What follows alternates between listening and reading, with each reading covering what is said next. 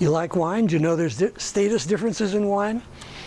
Our colleague, Wei Zhou, has studied wine status differences.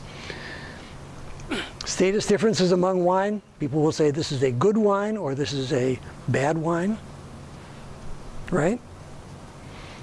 Do you have friends who say things like, I can always tell a good Scotch? Research shows you can't. Most people can't on the first drink, and after they've had the first drink, their sense of taste is dulled enough they really can't. When I was in college at one point, I was social chair of a living group, and I started buying the cheapest vodka and bourbon and Scotch that they had.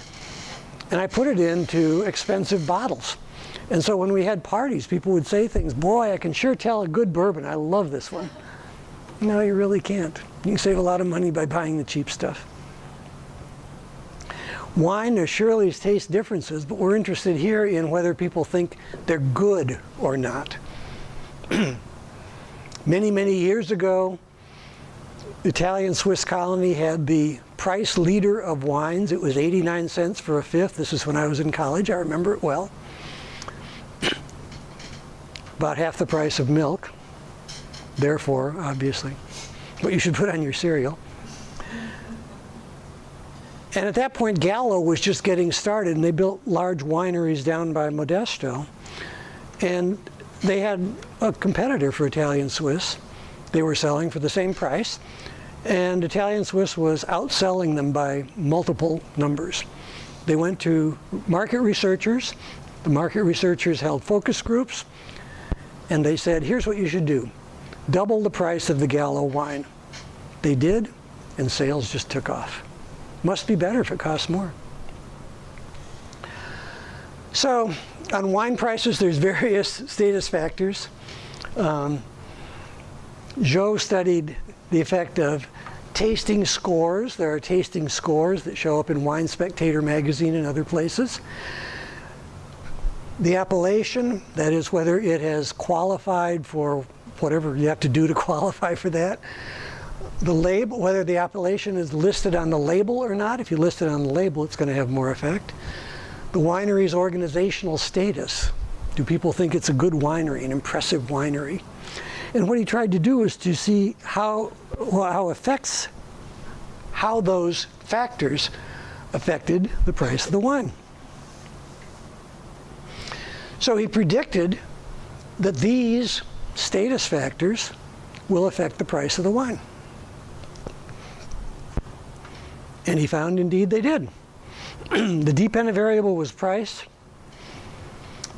Predicted if you have more statuses, like putting the appellation on the label, it's going to have a bigger effect on price. If they're all positive, that's going to help price more than if a couple of them are negative. And the winery's organizational status turned out to be more important than the tasting scores. That's kind of interesting. People say, oh, this comes from a good winery. I don't really care what the professional tasters said. But in all those cases, what you're seeing is the effect of various status markers.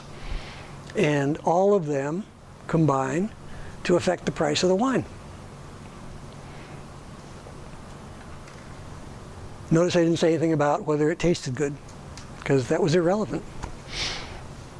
So what he saw was that the status variables had effect on price, and most alcohol is particularly sensitive to status. If you watched ads, especially around Christmas time, you watch ads for various kinds of liquor, and you'll see that they're appealing to the status, the prestige of it.